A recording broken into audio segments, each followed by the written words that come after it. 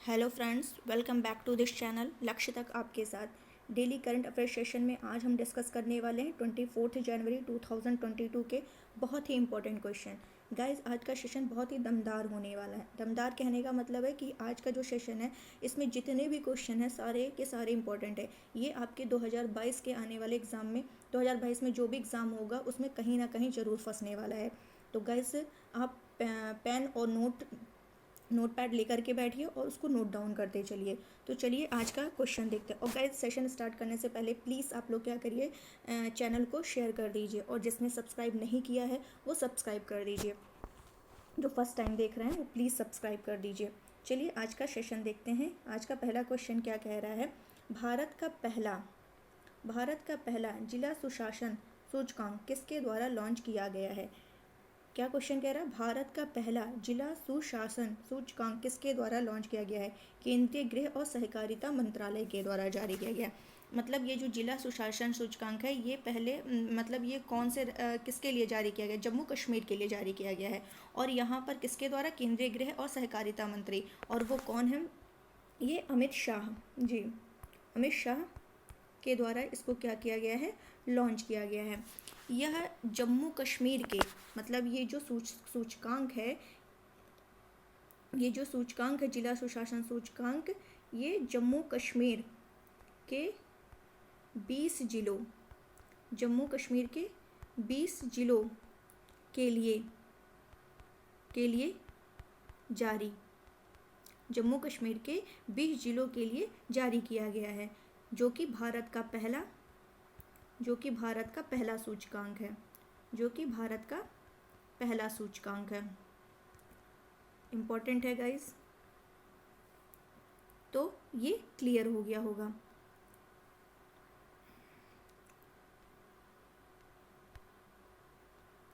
और इसमें जो मैंने बताया कि 20 जिलों के लिए, तो इन 20 जिलों में पाँच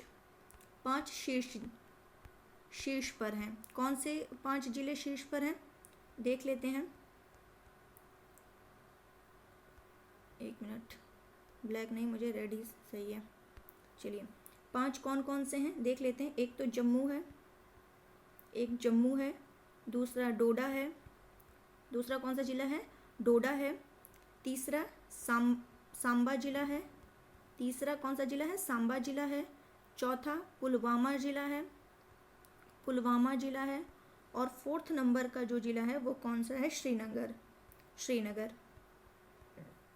जम्मू, डोडा, सांबा, पुलवामा और श्रीनगर, ये शीर्ष जो है 5 जिले हैं जम्मू कश्मीर के।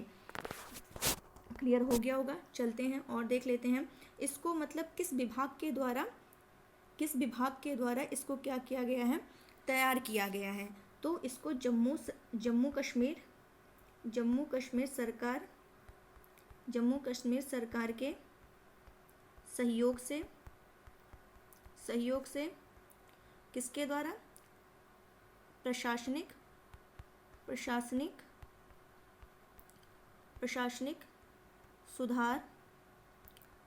सुधार और लोक शिकायत विभाग के द्वारा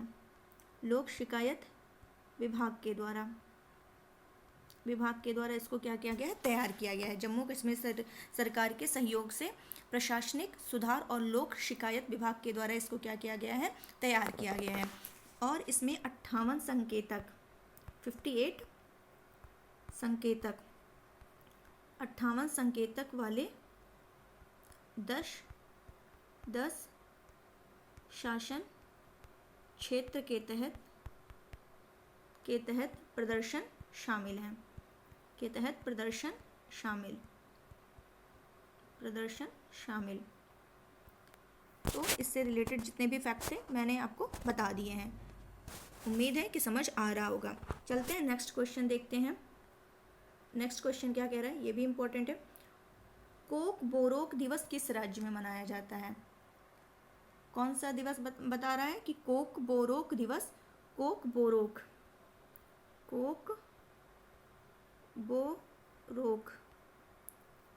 एक मिनट,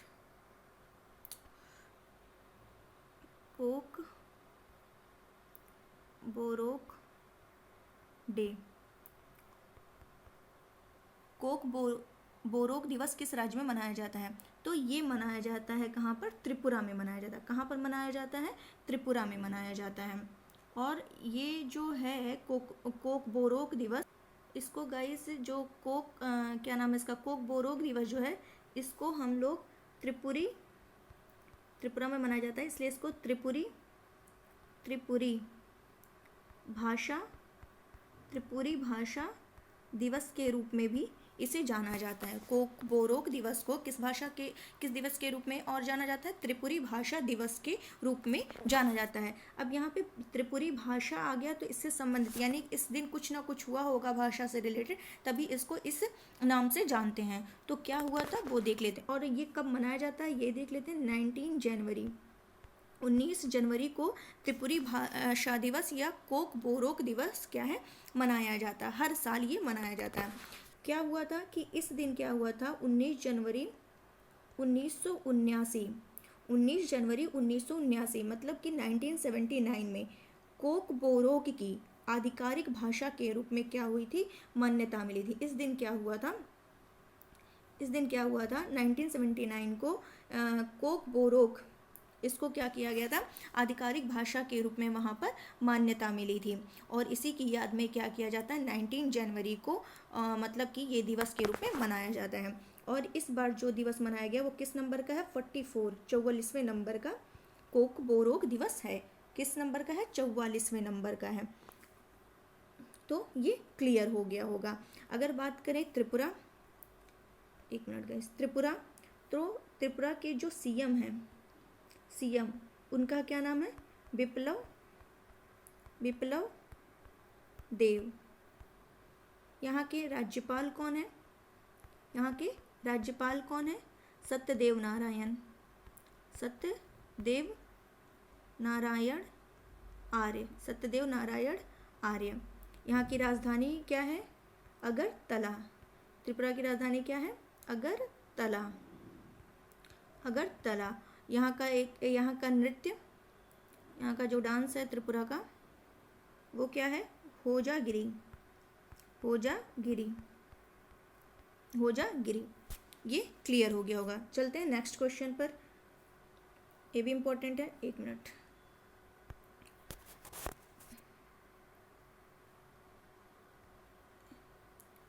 थर्ड नंबर का क्वेश्चन क्या कह रहा है? एक मिनट गाइस, थोड़ा सा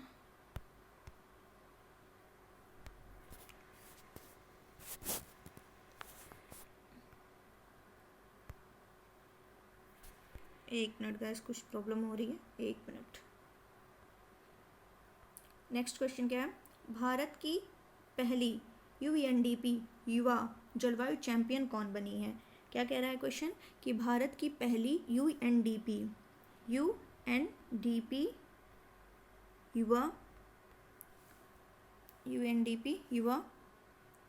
जलवायु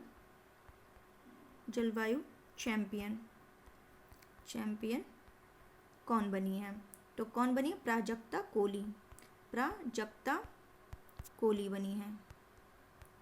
प्राजक्ता कोली। इन्हें क्यों बनाया गया है?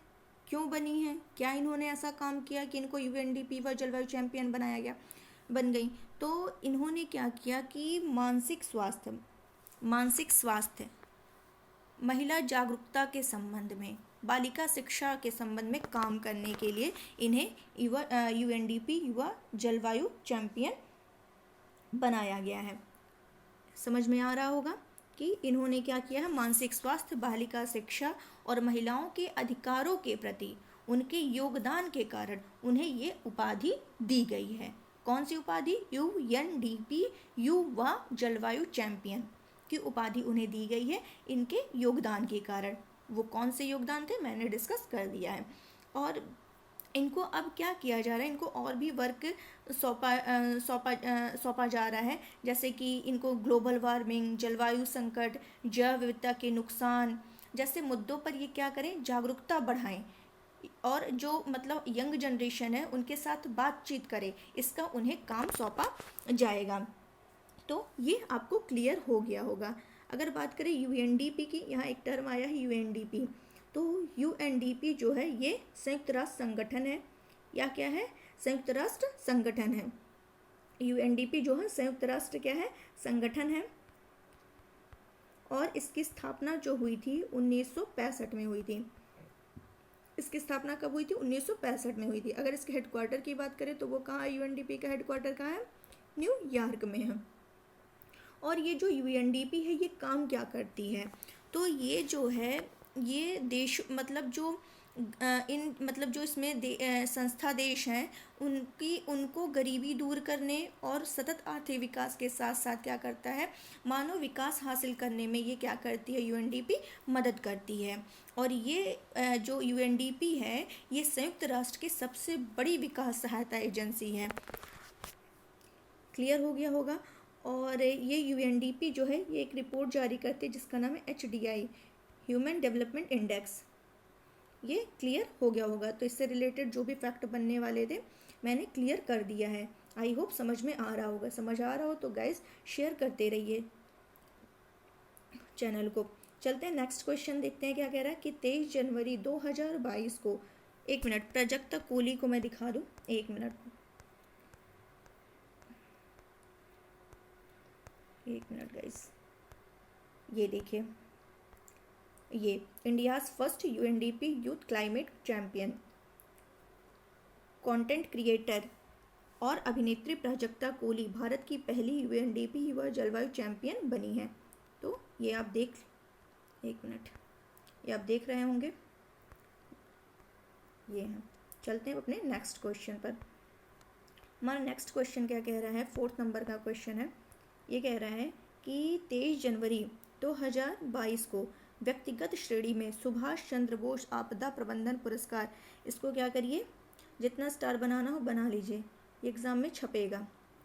क्या कह रहा है क्वेश्चन, ऐसे क्वेश्चन बहुत छपते हैं। 23 जनवरी 2022 को व्यक्तिगत श्रेणी, 23 जनवरी 2022 को व्यक्तिगत श्रेणी में सुभाष चंद्र बोस आपदा प्रबंधन पुरस्कार 2022 किसे दिया गया है, किसको दिया गया है, विनोद शर्मा को दिया गया है। अभी मैंने क्या सैटरडे को एक टॉपिक डिस्कस किया था, मौलिक कर्तव्य, फंडामेंटल ड्यूटी के बारे में, और उससे रिलेटेड क्या हुआ, यूपी टेट के एग्ज़ाम में क्वेश्चन आ गया। जिसने भी देखा होगा उसका एक भी आंसर, मतलब उसका वो आंसर तो नहीं गलत होगा। और भी बहुत सारी चीज़ें जो थी हमारे भी, जो हम लास्ट में डिस्कस करते हैं या एग्ज़ाम मतलब क्वेश्चन को बहुत डीप ले जा करके बता दें, तो वहाँ से बहुत सारे क्वेश्चन आपके फंसे हों, मतलब यूपी टेट के क्वेश्चन में फंसे थे। तो जो देखा होगा उसका तो बहुत सारे क्वेश्चन क्लियर हो गए होंगे। चलते हैं अपने क्वेश्चन पर। तो ये क्या कह रहा है, 23 जनवरी 2022 को व्यक्तिगत श्रेणी में सुभाष चंद्र बोस आपदा प्रबंधन पुरस्कार 2022 किसे दिया गया है। तो देखिए गाइस, इसमें जो है कि क्या बोल रहा है कि पहले देख लेते हैं कि सुभाष चंद्र बोस, सुभाष, इसको हम शॉर्ट में थोड़ा लिखेंगे क्योंकि जगह कम है। सुभाष चंद्र बोस, अब यहाँ होगा ही नहीं, एक मिनट, सुभाष चंद्र बोस आपदा, मैं शॉर्ट में लिख रही हूँ, आपदा प्रबंधन पुरस्कार, पुरस्कार 2022, इसको क्या किया गया है, 2 श्रेणी में दिया गया है। कब दिया गया है पहले तो ये देख लीजिए, 23 जनवरी 2022 को क्या दिया जाता है, सुभाष चंद्र बोस आपदा प्रबंधन पुरस्कार दिया जाता है।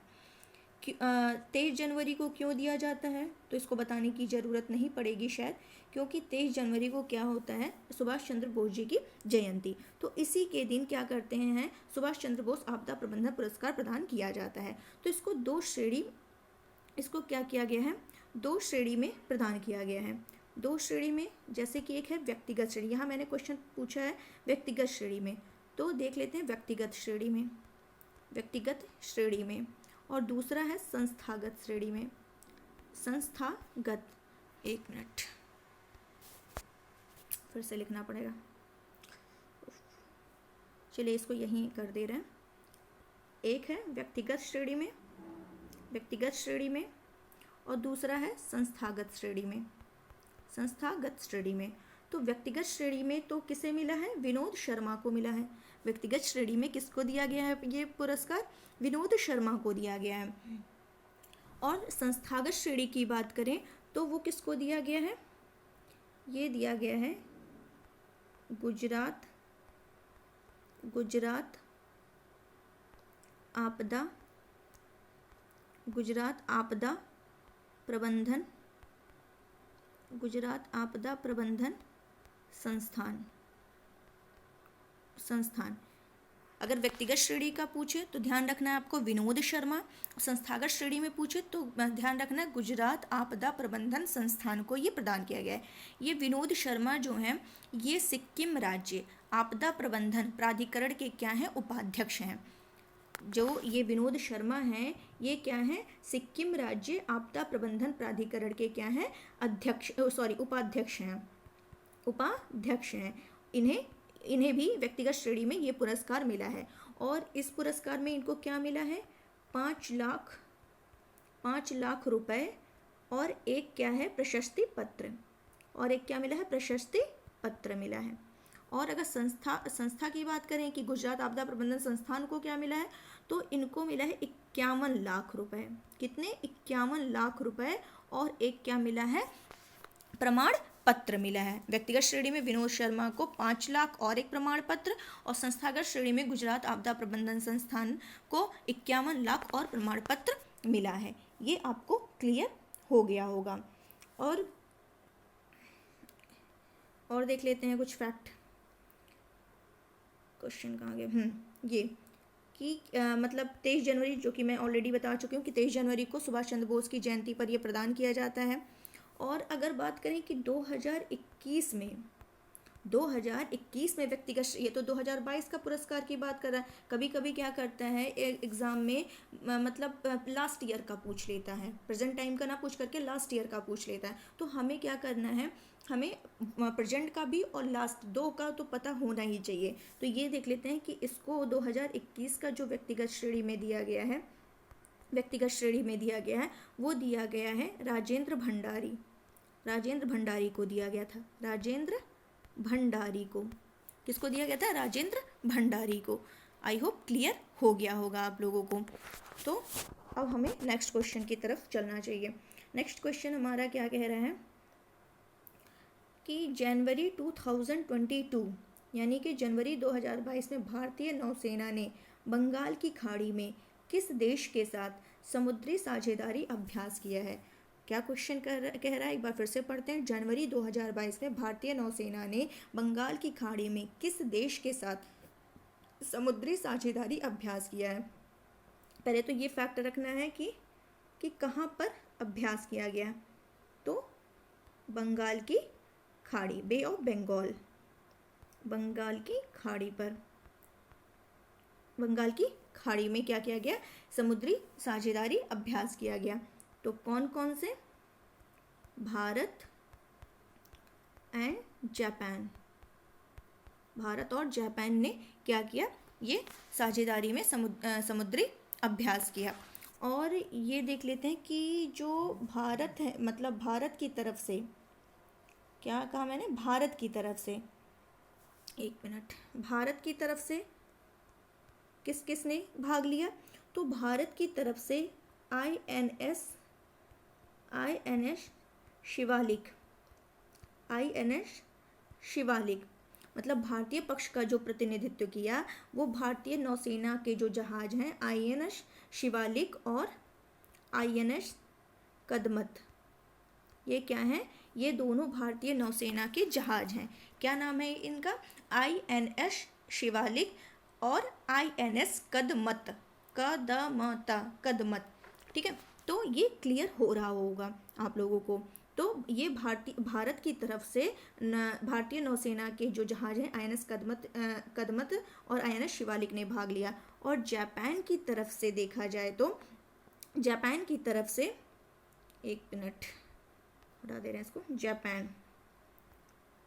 जापान की तरफ से जो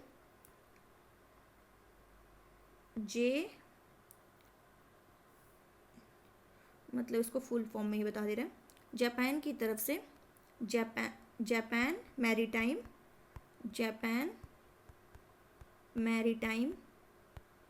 सेल्फ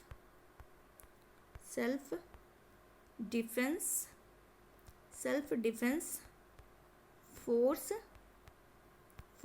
के जहाज Japan maritime self defence force के जहाज, उन जहाज़ों का क्या नाम है? उर्गा। उर्गा। उर्गा और हीराडो। उर्गा और हीराडो ने प्रतिनिधित्व किया। जापान की तरफ से Japan maritime self defence force के जहाज उर्गा और हिराडो ने क्या किया? प्रतिनिधित्व किया। अब इससे क्या होगा? अब इसका मतलब उद्देश्य क्या है कि द्विपक्षीय संबंध को मजबूत करना, रक्षा सहयोग को बढ़ावा देना, आपसी समझ विकसित करना, अंतःक्रियाशीलता को बढ़ाना, मतलब ये सारे उनके क्या हैं? उद्देश्य हैं। ये अभ्यास का क्या उद्देश्य है जो कि मैंने बता दिया। कुछ और महत्वपूर्ण अभ्यास की चर्चा कर लेते हैं। कुछ महत्वपूर्ण अभ्यास नोट कर लीजिए, कहीं भी पूछा जा सकता है। कुछ महत्वपूर्ण अभ्यास, अगर बात करें अलनागाह अभ्यास, अलनागाह अभ्यास ये किसके किसके बीच हुआ? भारत और ओमान के बीच। अलनागाह अभ्यास किसके किसके बीच हुआ है? भारत और ओमान के बीच। भारत और ओमान के बीच। दूसरे अभ्यास की बात करें, नसीम अल बहर अभ्यास। नसीम अल बहर अभ्यास, तो ये किसके बीच है? ये भी क्या है? भारत और ओमान के बीच है। नसीम अल बहर जो है भारत और ओमान के बीच है। नेक्स्ट देख लेते हैं अभ्यास एकोवेरिन अभ्यास। एकोवेरिन इंपॉर्टेंट है। एकोवेरिन अभ्यास ये किसके किसके बीच है? भारत और मालदीव के बीच। भारत और मालदीव के बीच। भारत और मालदीव के बीच। नेक्स्ट देख लेते हैं गरुड़ शक्ति अभ्यास। गरुड़ शक्ति अभ्यास जो है वो किसके किसके बीच है? भारत और इंडोनेशिया। भारत और इंडोनेशिया के बीच। भारत और इंडोनेशिया के बीच। डेजर्ट वॉरियर अभ्यास। डेजर्ट वॉरियर अभ्यास किसके किसके बीच है? भारत और मिस्र के बीच। भारत और मिस्र के बीच। और देख लेते हैं, एक और देख लेते हैं लाल झंडा अभ्यास। लाल झंडा अभ्यास। लाल झंडा अभ्यास किसके किसके बीच है? भारत और अमेरिका के बीच। भारत और अमेरिका के बीच। और भी बहुत से महत्वपूर्ण है, वो किसी और दिन बताएंगे, नहीं तो वीडियो बहुत लंबा हो जाएगा। चलते हैं आगे, हम लोग आगे चर्चा कर लेते हैं नेक्स्ट क्वेश्चन पर। क्या कह रहे हैं? नेक्स्ट क्वेश्चन है हमारा, हाल ही में मियां अमोर मोटली किस देश की प्रधानमंत्री बनी है? क्या क्वेश्चन कह रहा है कि हाल ही में मियां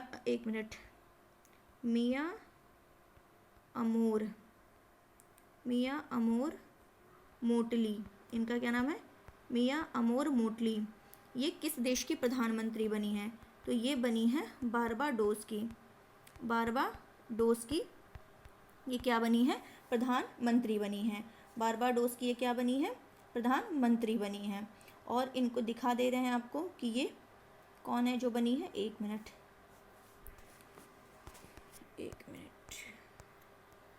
बारबाडोस,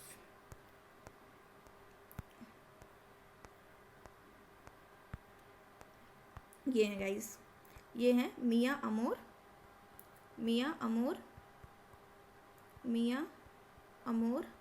मोटली। मियां अमोर मोटली यही हैं जो बारबाडोस की क्या बनी है? प्रधानमंत्री बनी है।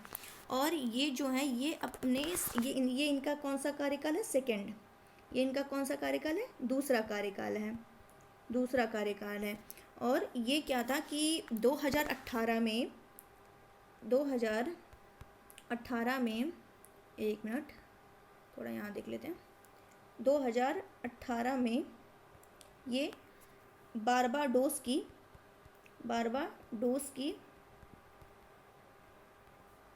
8वें नंबर की 8वीं और पहली महिला प्रधानमंत्री बनी थी। पहली महिला प्रधानमंत्री 2018 में 25 मई 2018 में ये बारबाडोस की 8वें नंबर की प्रधानमंत्री थी और पहली महिला, अगर महिला में देखा जाए तो पहली महिला प्रधानमंत्री बनी थी। और अगर देखा जाए कि ये अगर गणतंत्र प्रणाली से देखा जाए, गणतंत्र ऐसे तो मैंने कहा कि ये क्या है, इनका दूसरा कार्यकाल है, मैंने बताया। लेकिन गणतंत्र प्रणाली से चुनी गई गणतंत्र प्रणाली से चुनी गई पहली प्रधानमंत्री और पहली महिला प्रधानमंत्री भी। क्या मैंने बोला कि गणतंत्र प्रणाली से चुनी गई, अगर पूछे कि गणतंत्र प्रणाली से चुनी गई पहली प्रधानमंत्री तो यही हैं, क्या नाम है इनका, अमोर मोटली, मियाँ अमोर मोटली। और अगर कह दे कि पहली महिला प्रधानमंत्री तो भी यही आंसर होगा।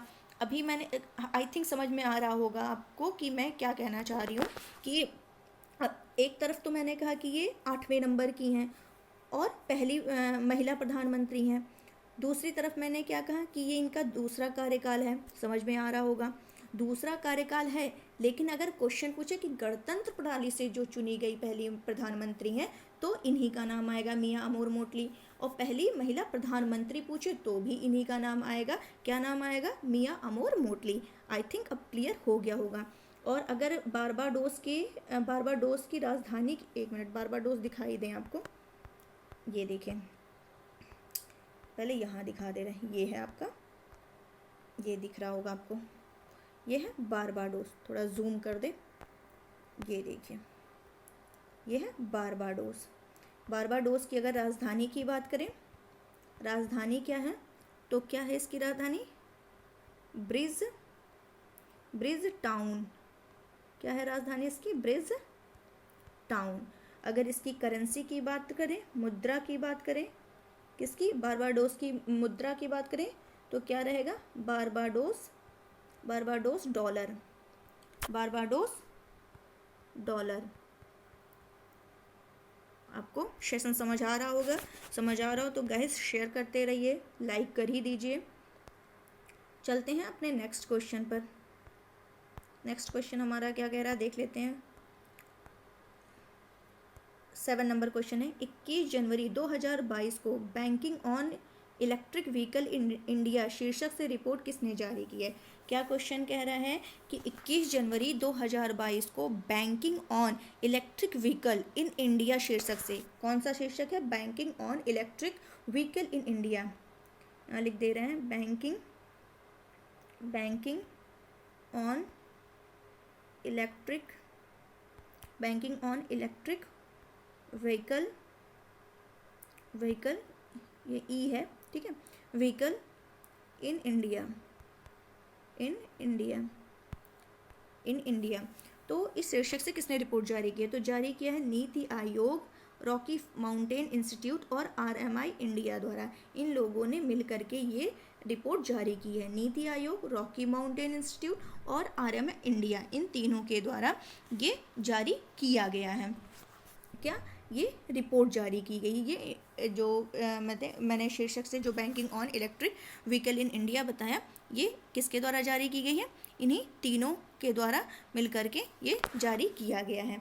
और मतलब इस रिपोर्ट में कहा क्या गया है, क्या कहा गया है, तो ये कहा गया है कि जो इलेक्ट्रिक है उसको PSL में डाल दिया जाए, PSL को इलेक्ट्रिक को PSL में डाल दिया। PSL क्या है, प्राइमरी सेक्टर लैंडिंग, मतलब अगर इसको हिंदी में बात करें कि ये क्या होता है, प्राथमिक क्षेत्रक सुधार। इसमें ये था कि RBI ने कहा था कि बैंक अपना क्या करेगी, अपने लोन का 40% इस प्राइमरी सेक्टर में देना होगा।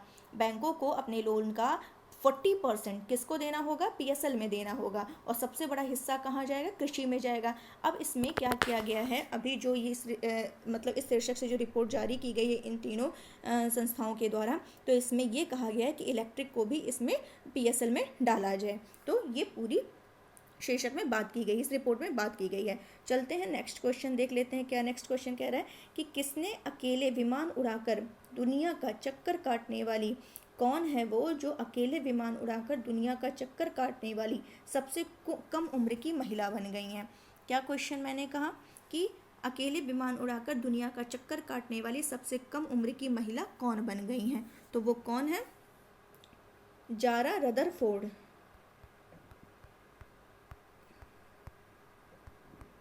जारा रदरफोर्ड ये मात्र कितने साल की हैं, 19 साल की।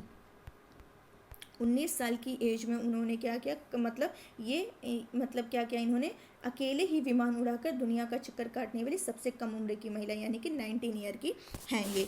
और इन्होंने क्या किया है कि 51,000 किलोमीटर की यात्रा करके इन्होंने क्या किया, 51,000 किलोमीटर की यात्रा तय की है और 52 देश के ऊपर से तय की है। 51,000 किलोमीटर की यात्रा इन्होंने 52 देश के ऊपर से तय की है। आपको दिखा दे रहे हैं वो कौन है, जारा रदरफोर्ड। एक मिनट, ये है, दिख रहा होगा आपको। जारा रदरफोर्ड 19 साल की पायलट ने छोटे विमान से नाप ली पूरी दुनिया।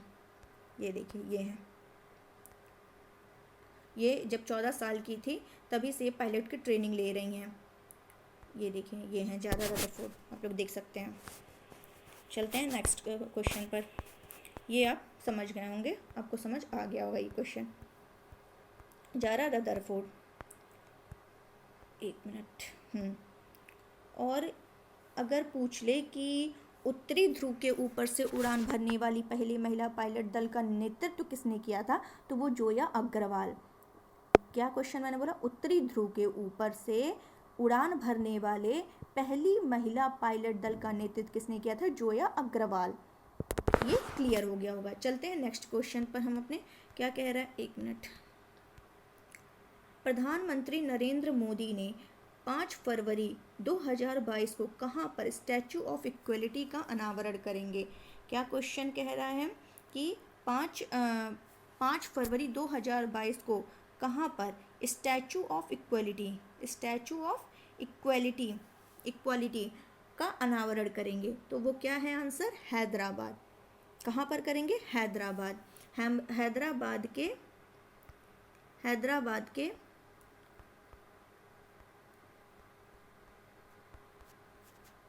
एक मिनट, ये नीचे लिख दे रहे हैं, शमशाबाद में, हैदराबाद के शमशाबाद में स्टैचू ऑफ इक्वलिटी का क्या करने वाले हैं, ये अनावरण करने वाले हैं।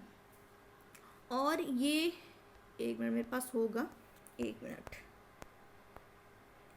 ये देखिए किसका करेंगे, ये वैष्णव संत रामानुजाचार्य की मूर्ति, ये वहाँ पर हैदराबाद में जो है इन्हीं की प्रतिमा है ये। एक मिनट, पूरा दिखा रहा, एक मिनट, ये देखिए, ये इन्हीं की प्रतिमा का हैदराबाद के शमशाबाद में क्या किया जाएगा, जिसको क्या कहा गया, स्टैचू ऑफ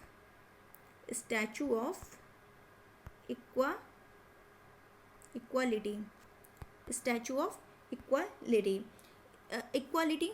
इक्वालिटी का मतलब क्या है, क्यों कहा गया इक्वालिटी, क्योंकि मतलब इन्होंने क्या किया, समानता पर बल दिया। इनका जो मतलब इन्होंने किस किस चीज़ पर बल दिया, इनका क्या फोकस था, एक तो समानता लाने पर, छुआछूत की समाप्ति पर, छुआछूत की बोल दे रहे, लिखने में टाइम लगता है, छुआछूत को समाप्त किया इन्होंने, उस पर बल दिया, समाप्ति पर बल दिया, भक्ति मार्ग अपनाने पर बल दिया, समानता पर बल दिया। तो समानता पर बल देने के कारण क्या इसका मतलब प्रतिमा का अनावरण किया गया, मतलब ये क्या नाम रखा गया, स्टैचू ऑफ इक्वालिटी। ये क्लियर हो गया होगा। और ये जो रामानुजाचार्य हैं, ये 11वीं सदी के संत, 11वीं सदी के संत और समाज सुधारक 11वीं सदी के। ये जो प्रतिमा है ये 216 फीट ऊंची, 216 फीट ऊंची। और इसमें क्या है कि 1000 करोड़ खर्च किया जाएगा। और जो 1000 करोड़ खर्च किया जाएगा, ये कहाँ से खर्च किया जाएगा, इसको क्या करेंगे, दान के द्वारा पहले एकत्र करेंगे, दान के द्वारा कलेक्ट करके इसको क्या किया जाएगा, फिर इसको क्या किया जाएगा, खर्च किया जाएगा। ये समझ में आ रहा होगा। और ये गाइज जो ये स्टैचू ऑफ इक्वलिटी है, ये दुनिया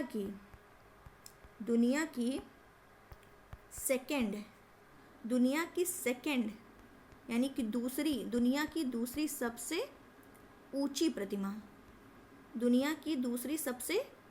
प्रतिमा।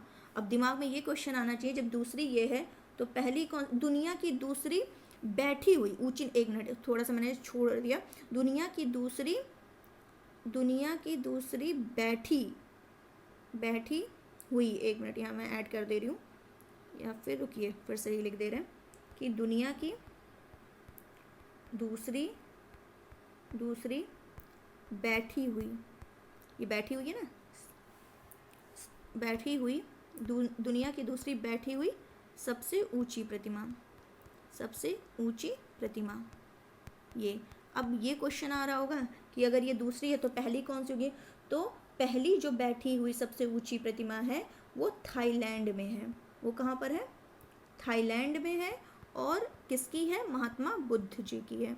महात्मा बुद्ध की मूर्ति है, महात्मा बुद्ध की प्रतिमा है जो थाईलैंड में है और महात्मा बुद्ध की है, और वो दुनिया की पहली बैठी हुई सबसे ऊंची प्रतिमा है। और ये रामानुजाचार्य की यानी स्टैचू ऑफ इक्वालिटी, ये क्या है? दुनिया की दूसरी बैठी हुई सबसे ऊंची प्रतिमा है। आई होप क्लियर हो गया होगा। चलते हैं अपने नेक्स्ट क्वेश्चन पर। नेक्स्ट क्वेश्चन हमारा क्या कह रहा है कि पराक्रम दिवस किसकी जयंती पर हर साल मनाया जाता है? क्या क्वेश्चन है? पराक्रम दिवस किसकी जयंती पर हर साल मनाया जाता है? तो ये तो सबको पता है, सुभाष चंद्र बोस की जयंती पर। सुभाष चंद्र बोस की जयंती पर क्या किया जाता है? हर साल पराक्रम दिवस के रूप में मनाते हैं। सुभाष चंद्र बोस की जयंती को क्या करते हैं? जयंती को हर साल पराक्रम दिवस के रूप में मनाया जाता है। अगर बात करें सुभाष चंद्र बोस की, तो इनके बारे में जान लेते हैं हम लोग। इनका जन्म कब हुआ था? इनका जन्म 23 जनवरी, ये तो पता ही क्योंकि इसी दिन हम लोग पराक्रम दिवस के रूप में मनाते हैं। 23 जनवरी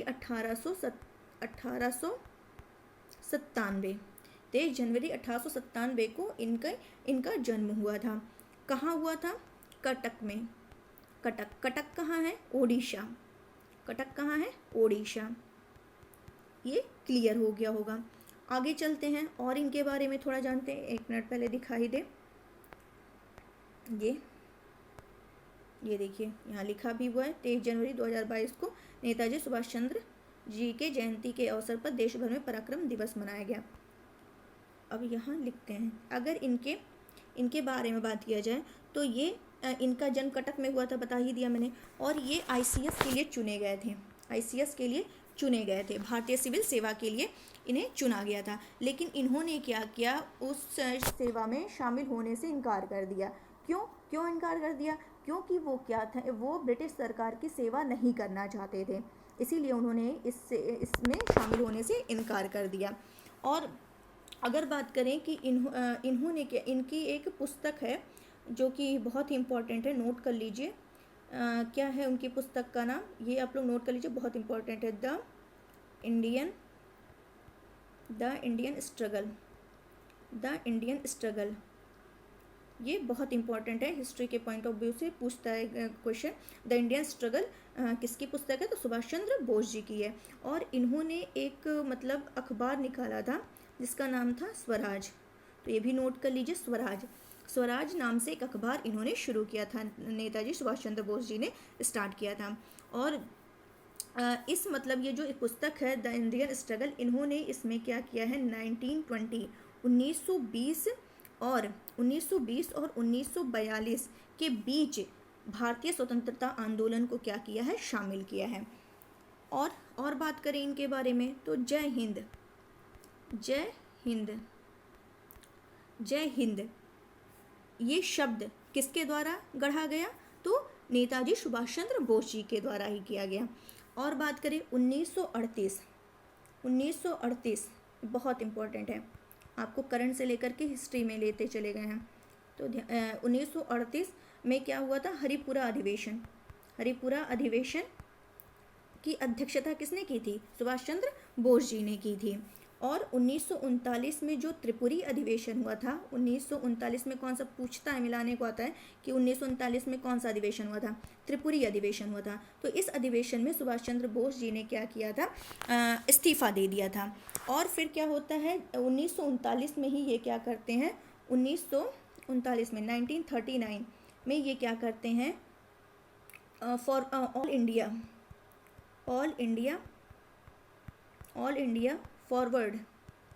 इंडिया फॉरवर्ड ब्लॉक का गठन करते हैं। ऑल इंडिया फॉरवर्ड ब्लॉक का ये क्या करते हैं, गठन करते हैं 1939। बहुत इंपॉर्टेंट है, जो भी फैक्ट बता रहे हैं बहुत ही इंपॉर्टेंट है, तो नोट डाउन करिए और इसको रिवीजन करते रहिएगा। और क्या होता है कि 1941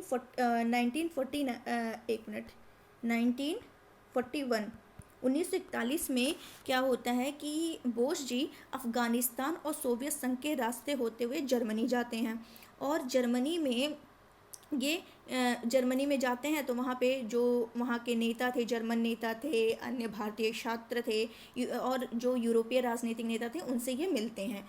और फिर ये क्या करते हैं, वहाँ 4500 भारतीय सैनिकों के साथ ये क्या करते हैं, 4500 भारतीय सैनिकों के साथ किसकी स्थापना करते हैं, इंडियन एक मिनट, जगह नहीं ऊपर लिख दे रहे, इंडियन लीजन ई है ये, ठीक है, इंडियन लीजन की स्थापना करते हैं। और फिर इन सैनिकों को क्या किया जाता है, उत्तरी अफ्रीका से जर्मनों द्वारा कैद कर लिया जाता है। और फिर क्या होता है कि 1943 में ये जापान के लिए प्रस्थान करते हैं, और फिर क्या करते हैं, ये जो INA है, इंडियन नेशनल आर्मी, उसको ये क्या करते हैं, पुनर्जीवित करते हैं। ये क्लियर हो गया होगा। चलते हैं नेक्स्ट क्वेश्चन पर। अब इससे रिलेटेड जितने थे मैंने बता दिए हैं, फटाफट डिस्कस कर लेते हैं, वीडियो बहुत ज़्यादा लंबा हो जाता है। क्या कह रहा है, Washington DC south Asian film festival 2021 में किसे association of working women award से सम्मानित किया गया है। क्या क्वेश्चन कह रहा है, Washington DC south Asian film festival 2021 में किसे association of working women award से सम्मानित किया गया है, तो वो कौन है, सुष्मिता सेन को क्या किया गया है, इस अवार्ड से, association of working women award से सम्मानित किया गया है।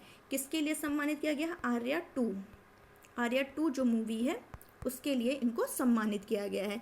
और एक फैक्ट और बता रहे हैं कि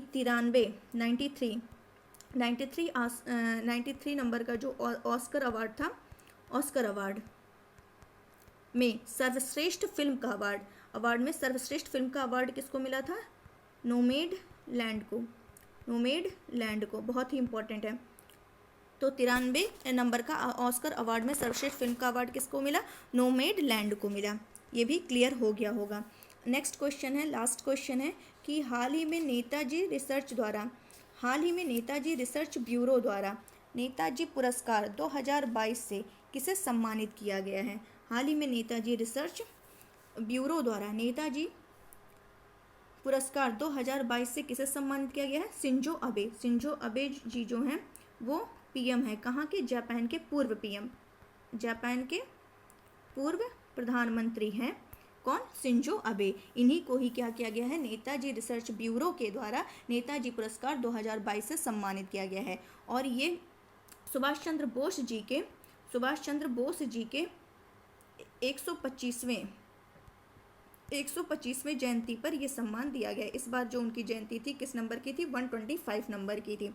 तो इस जयंती पर जापान के पूर्व PM को नेताजी पुरस्कार 2022 से सम्मानित किया गया है। और ये पुरस्कार जो है जापान के महावाणिज्य दूत नाकामुरा युताका ने प्राप्त किया है। और बात करें कि जनवरी 2021 में भारत ने देश का जो दूसरा सर्वोच्च नागरिक सम्मान है, देश का दूसरा सर्वोच्च नागरिक सम्मान, वो क्या है,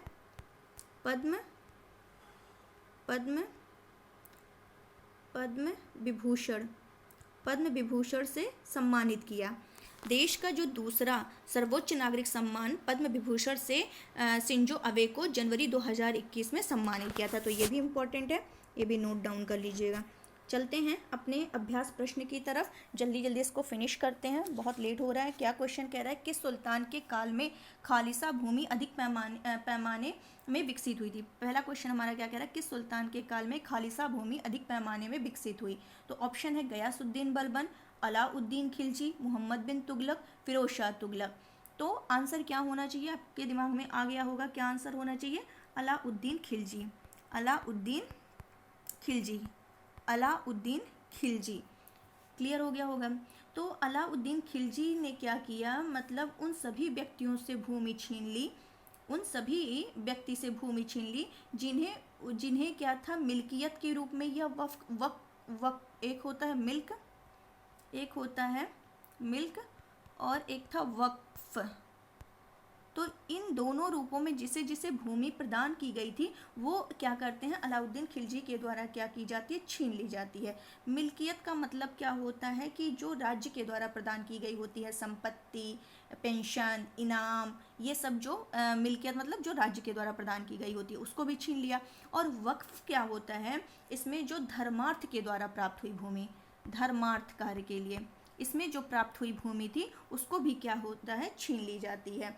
और तो इससे मतलब क्या होता है, खालसा भूमि अधिक पैमाने पर विकसित हुई थी किसके टाइम में, अलाउद्दीन खिलजी के टाइम में। क्लियर हो गया होगा। नेक्स्ट क्वेश्चन क्या है, अलाई दरवाजा का निर्माण किस सुल्तान ने करवाया। ऑप्शन है आपके लिए इल्तुतमिश, दूसरा है बलबन, थर्ड है अलाउद्दीन खिलजी एंड लास्ट है एफएसटी यानी फिरोज शाह तुगलक। तो आंसर क्या होगा, अलाउद्दीन खिलजी ही होगा इसका भी आंसर, कि अलाई दरवाजा का निर्माण किस सुल्तान ने करवाया था। तो इसका आंसर होगा अलाउद्दीन खिलजी ने। और ये कहाँ कराया गया था अलाई दरवाजा का निर्माण, कुतुब मीनार के निकट कराया गया था, कुतुब मीनार के पास में ही अलाई दरवाजा का निर्माण अलाउद्दीन खिलजी, बहुत इंपॉर्टेंट है ध्यान रखिएगा, अलाई दरवाजा का निर्माण अलाउद्दीन खिलजी ने कुतुब मीनार के निकट करवाया था। और इसका जो अलाई दरवाजा का निर्माण था ये लाल पत्थर और संगमरमर से बना था, लाल पत्थर और संगमरमर से बना था। और 1311 में बनकर तैयार, लेकिन ये सब इंपॉर्टेंट नहीं कब बन के तैयार हो, बस इतना ध्यान रखिए। और इसमें क्या है कि ये मतलब कि इसमें इसकी छत पर एक गुंबद है और चारों दीवारों में एक मेहराबदार प्रवेश द्वार है। तो ये याद रखिए, मेन इंपॉर्टेंट है कि ये किससे बना है, कहाँ है और किसने किया था। तो ये 3 फैक्ट याद रखिए। नेक्स्ट क्या है, दिल्ली के किस सुल्तान ने सबसे ज़्यादा नहरों का निर्माण किया, दिल्ली के किस सुल्तान ने सबसे ज़्यादा नहरों का निर्माण किया। तो आपके लिए ऑप्शन है एफएसटी यानी फिरोज शाह तुगलक, इल्तुतमिश, थर्ड है बलबन, फोर्थ है सिकंदर लोदी। तो दिल्ली के किस सुल्तान ने सबसे ज़्यादा नहरों का निर्माण किया, तो आंसर है एफएसटी। एफएसटी का मतलब होता है फिरोज शाह तुगलक, फिरोज शाह तुगलक। तो फिरोज शाह तुगलक ने क्या किया था, सिंचाई की सुविधा के लिए इसने क्या किया था, बहुत इंपॉर्टेंट क्वेश्चन है कि इसने क्या किया था कि सिंचाई की सुविधा के लिए 5 बड़ी नहरों का निर्माण कराया था। इसने 5 नहरों का निर्माण कराया था, बड़े बड़े नहरों का निर्माण 5 इन्होंने कराया था। और मतलब इसमें क्या है कि इसने एक सिंचाई कर, ये क्या करता है, सिंचाई कर भी लेता है, सिंचाई कर और वो सिंचाई कर जो लेता था लगाने वाला ये दिल। और हाँ एक चीज़ और कि मतलब कि हक, एक मिनट पहले ये सिंचाई कर बता दें आपको, हक ए शर्ब नामक, ये जो सिंचाई कर लिया जाता है किस नाम का, हक ए शर्ब, नोट कर लीजिएगा, हक ए शर्ब नामक सिंचाई कर लगाने वाला जो दिल्ली का प्रथम सुल्तान, क्या कह रहे हैं कि एफएसटी जो है हक ए शर्ब नामक सिंचाई कर लगाने वाला दिल्ली का प्रथम सुल्तान था, नोट कर लीजिएगा।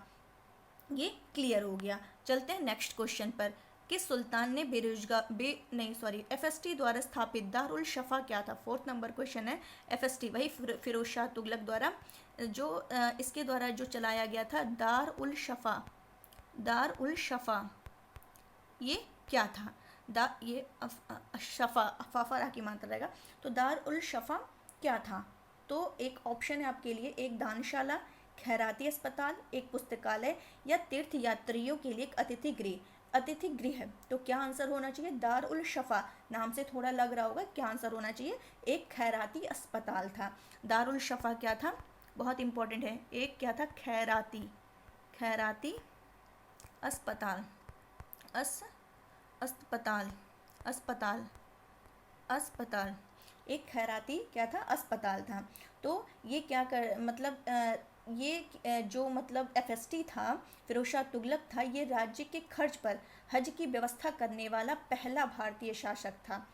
याद रखिएगा, इंपॉर्टेंट लाइन है कि राज्य के खर्च पर हज की व्यवस्था करने वाला पहला भारतीय पहला भारतीय शासक फिरोज शाह तुगलक था और उसने दारुल शफा नामक एक खैराती अस्पताल की स्थापना भी की थी। तो ये इंपॉर्टेंट हो गया। नेक्स्ट क्वेश्चन क्या कह रहा है, किस सुल्तान ने बेरोजगारों को रोजगार दिलवाया? किस सुल्तान ने बेरोजगारों को रोजगार दिलवाया? ऑप्शन है अलाउद्दीन खिलजी, MBT यानी मोहम्मद बिन तुगलक, FST यानी फिरोज शाह तुगलक, या शेरशाह सूरी। तो इसका भी आंसर क्या होगा, FST यानी फिरोज शाह तुगलक। तो फिरोज शाह तुगलक ने जो काम किए ये सारे एक जगह नोट कर लीजिए, क्या क्या जो मैंने बताया, तो ये सब नोट कर लीजिए। तो इसने क्या किया, जैसे मैंने बताया दारुल शफा, हक़ शर्ब, तो ये सारी चीज़ें आप लोग क्या करिए, नोट कर लीजिए एक जगह। तो ये भी क्या था, सुल्तान बेरोजगारों को रोजगार दिलाया किसने, तो FST फिरोज शाह तुगलक ने। इसने क्या किया, एक मतलब दफ्तर खोल करके और प्रत्येक मनुष्य को, जो भी मनुष्य थे उनके गुण और योग्यता, उनके आधार पर क्या किया था, अधिक से अधिक लोगों को नियुक्ति करके उनकी जो बेकारी की समस्या थी, बेरोजगारी की समस्या थी, उसको दूर करने की कोशिश की थी। किसने, फिरोज शाह तुगलक ने की थी। तो इम्पॉर्टेंट थे जितने भी क्वेश्चन डिस्कस किए हैं। आपके लिए क्वेश्चन है जो कि आपको आंसर इसका कमेंट बॉक्स में देना है, चर्चा में है, इसलिए मैंने दिया है क्वेश्चन। क्या है, दल बदल कानून संविधान की किस अनुसूची में है? बहुत इंपॉर्टेंट क्वेश्चन है। दल बदल कानून संविधान की किस अनुसूची में है, ये बताने के साथ ही साथ अगर कोशिश करिएगा ये भी बता दीजिएगा कि किस संशोधन के द्वारा इसको ऐड किया गया था। तो ये सब आप लोग क्या करिए, पढ़िए। जिसको नहीं पता वो जाकर के गूगल करिए, गूगल करेंगे तो और भी चीज़ें सामने आएंगी, तो और भी चीज़ें पता चलेंगी, लेकिन आंसर ज़रूर दीजिए। तो उम्मीद है गाइस आप लोगों को समझ में आ रहा होगा, क्लास पसंद आई हो, समझ आई हो, तो क्या करिए, उसको लाइक करिए, शेयर करिए, कमेंट करिए, सब्सक्राइब तो ज़रूर करिए, और जितना हो सके अपने दोस्तों के साथ इसको शेयर करते रहिए। चलिए आज के लिए बस इतना ही, कल फिर मिलते हैं नए क्वेश्चंस के साथ। आज के लिए बस इतना ही। Thank you so much.